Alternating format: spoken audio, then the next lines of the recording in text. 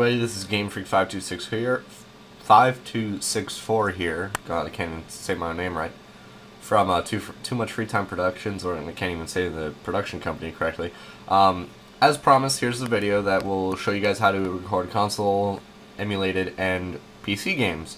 Now, I've gotten a lot of questions, and I know that since we have this new channel, TMFTP videos, that we'd like you guys to submit your clips, and you were saying that you didn't know how. Now, here's your opportunity to learn. First things first, though, you will be having to get some hardware. If you about maybe $120 total for the basic stuff, but this is for consoles anyway. And if you want to go really high end, like 720p high definition, then you go upwards of 220, somewhere around there. But here's what you will need. You will need 3 of these. These are coaxial, or not coaxial, component splitters. It has 1 male end, 2 female ends. Now they're brown. Ooh, they're brown on the female ends only because it's like a generic splitter. It's not specific to the yellow video or red and white audio cables. Another thing you'll need is a red and white. Oh, here we go. Red and white.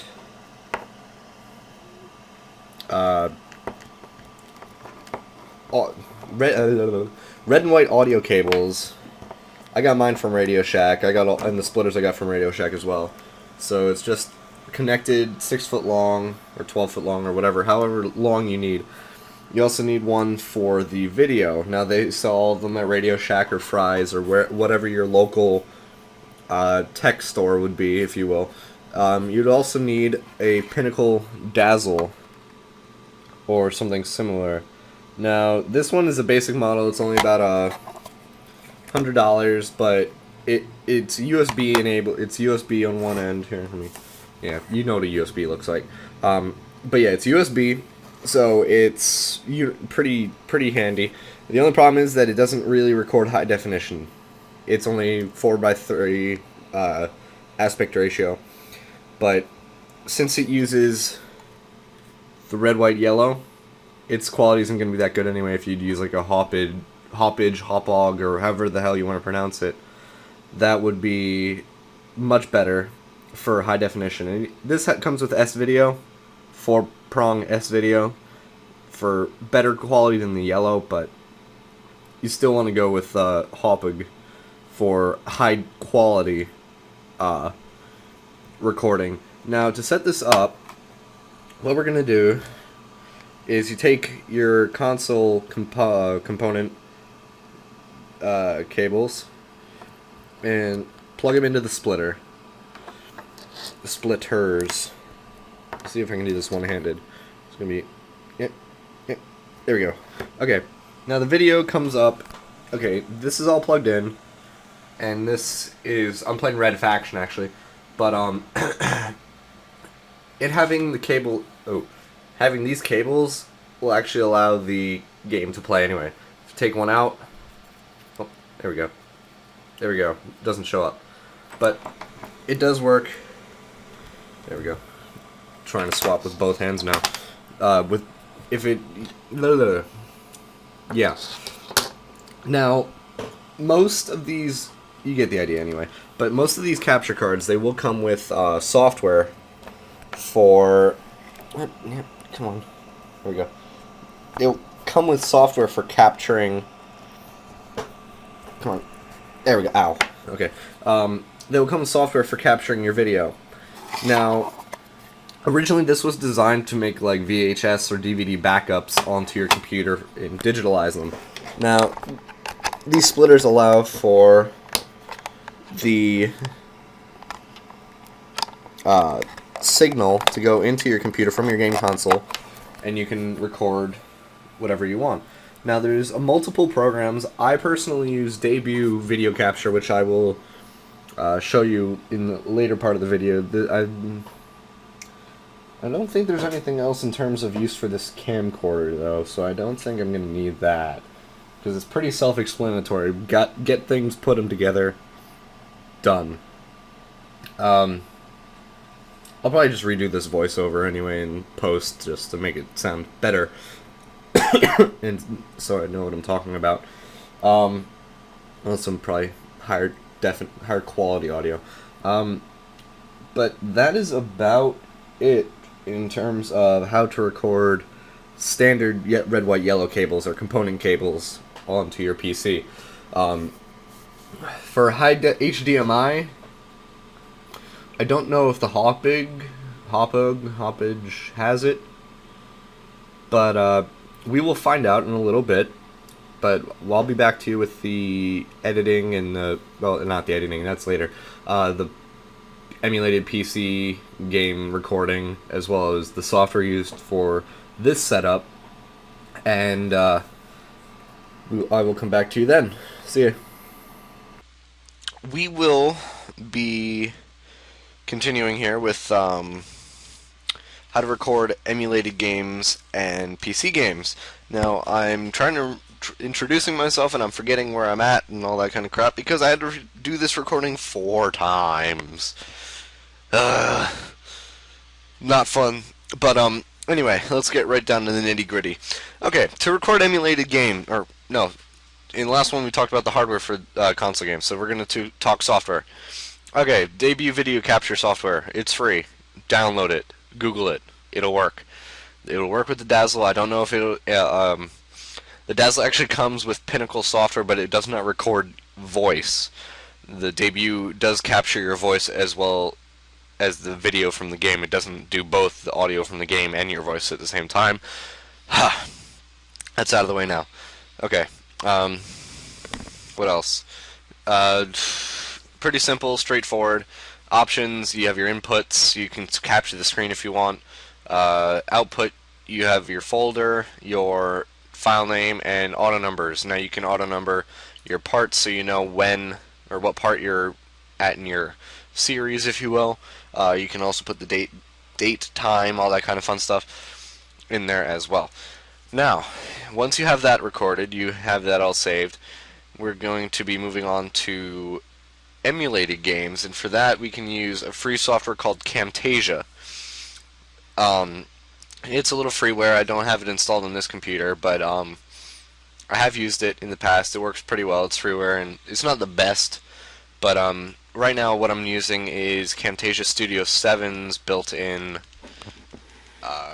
screen record function. Now, this works pretty well for what we're doing in this instance. However, Camtasia Studio 7 is not free, and I don't condone pirating, so you guys will figure out how to get it at your leisure. I am not saying go out and pirate it or anything like that. But yeah, Camtasia Studio 7. Use the recording function to record your emulated games. It has a full screen option, which is what I'm using now, or you can use the custom window size. 800 by 600 should be fine for most emulated games, mainly because emulators should be about 800 by 600 or in a 4 by 3 fashion, because emulators, since they're emulators, they're emulating old games and they're not meant for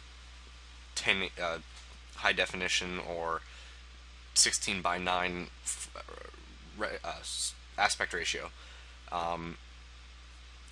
But it'll work for your purposes, and when you're done recording, it'll give you a preview window to see if you did everything correctly and if it's what you like. Hold on, sneeze. Okay, sorry, I had to mute the microphone quickly. It was pretty loud and it would have made your ears bleed. But it'll show you a preview of what you did, so you can edit it then in Camtasia Studio 7, or just keep it as a yeah. Actually, I think you have to edit it in Camtasia Studio 7 since it's their recorder. It associates it with Camtasia Studio. But anyway, If you use Camtasia, the free version, you can save it as any file type you'd like. I'm not guaranteeing that the quality will be better. It might actually be worse, and the file sizes might be a little bit big, and it might be a bit choppy. But you'd have to tinker with the settings and find what settings work for your specific hardware, because not all hardwares are the same, obviously. But you'd have to fiddle with that, and that's emulated games. Now we can close out debut. For PC games, come on, minimize. Sony, make. Oh, don't start that crap. Anyway, for PC games, we have multiple softwares. You probably have already heard of Fraps, which is not free, but there's a program called WeGame, which is free, well, for the most part anyway. For the free version, you get half-size recording maximum, really good quality, I think. It's actually what we'd use for all of our videos on this channel, actually, and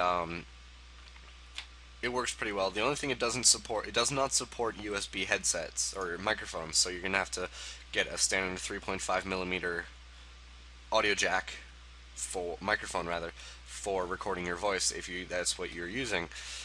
However, if you have a USB headset and you just want to record the gaming audio, you don't have to fiddle with like the recording source or anything like that, and it'll automatically go to the mixer or audio mixer if you're running Vista or 7. I'm not quite sure about XP because I haven't used XP in forever. But in Vista and 7, it will automatically go to the sound that's coming straight from the computer itself. It won't like distort it or anything like that. It might make it desynchronized occasionally depending on when you're recording and if it's low frame rate times in the game or whatnot. But overall, it's a really good program, I think, and it records in half size, which means if you have in my case, if you have it's 1600 by 1050 pixels, and that'll reduce by half when it's done recording in that. It supports a wide variety of games, however it's not as supportive as Fraps or the next program I'm going to introduce later, but it works pretty well, I think, and it's not a resource hog, which is the key feature of WeGame. Since it's freeware and it's just designed as video recording and screenshots, it's not resource intensive. So it's more suited towards a lower end PC, if you will, because mine's a pretty good gaming setup, but it works beautifully on my system. So on an older system, maybe a couple years, it should work fine for a free-for-all game, and if it starts to make the game lag, you want to obviously reduce the quality settings, makes the game run faster. Okay, once that's all set up, we can save those settings, and here's the videos that we have. This is a preview of a previous recording we did, excuse me, and this is the quality you should expect from WeGame. Here we go. Team this is the quality you can expect from Rangers lead the way. WeGame. It's pretty good, I think, and it doesn't like game. In my case, it doesn't like Modern Warfare 2 at all, so it doesn't mess up my shots or make it hit anybody, so I can play as I usually play. And it works pretty well in editing software as well. It's universal. It's not like Xfire, which does have a problem viewing in VLC Media Player if that's what you have. It does work in Windows Media Player, however. But recently, WeGame, if you have used the old versions, WeGame has recently got an upgrade where it can support more video codecs, if you will, if I don't even know the right word for it, but it supports OpenGL, I believe it is. So it records a vast amount of games now as compared to before. It also can record some programs, like I could record my recording in VLC if I wished, and it's all because of that update. The other program we have is Xfire. Now, most of you might know this.